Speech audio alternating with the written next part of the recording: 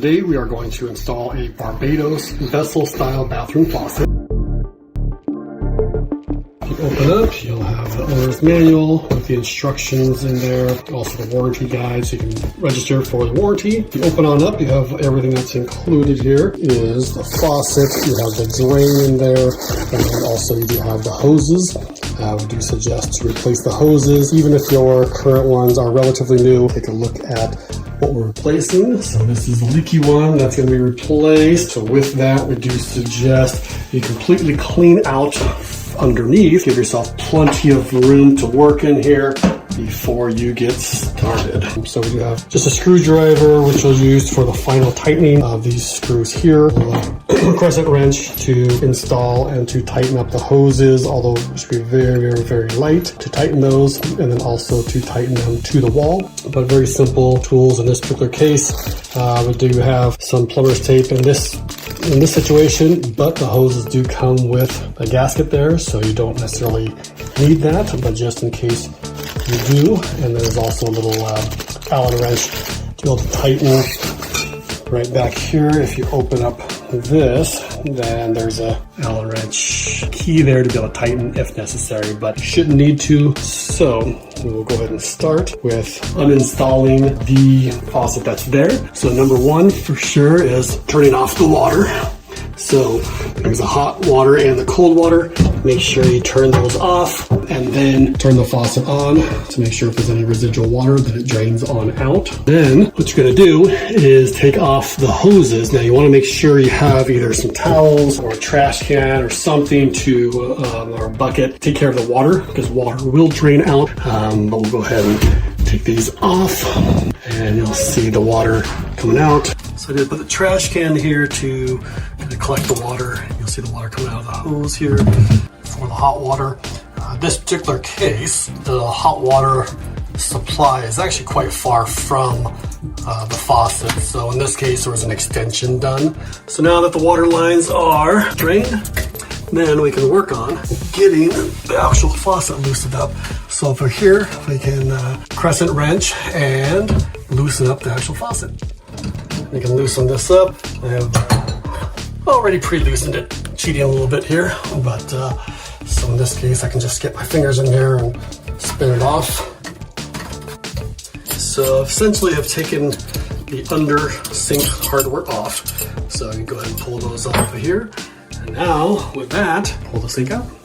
So it should just come right out. So now that we have the old faucet uninstalled, we are going to get the new faucet prepared to install. We talked about the drain. We're not going to use in this particular case, but it does come with it. So you would just take that off, take the protective cap off, and now you have your drain, which in another video we will do installation of the drain. So we'll go ahead and pull this. We have above hardware, above sink hardware, and below sink hardware. So we want to take the below sink hardware off, which includes this ring here, the washer, the one rubber O-ring here. So want to make sure that you do keep this O-ring on top. So this will keep water, if it gets in, from leaking down below. And this is the above hardware. And then underneath, it will go rubber washer, metal washer, and then this to tighten it from underneath. All right, now I'm gonna actually, in this case, I'm going to pre-install the hoses. Because in this particular installation, it works. Not in all cases, but you'll have to look at your particular installation and see if it makes sense to be able to install them. Just sometimes it saves a little time, makes it a little easier than doing it from underneath, but it does not necessarily work in all cases. As tight as you can, or tight with your fingers, and typically that's enough. Like we talked about before, the hoses that we supply do come with a little gasket in there to prevent them from leaking.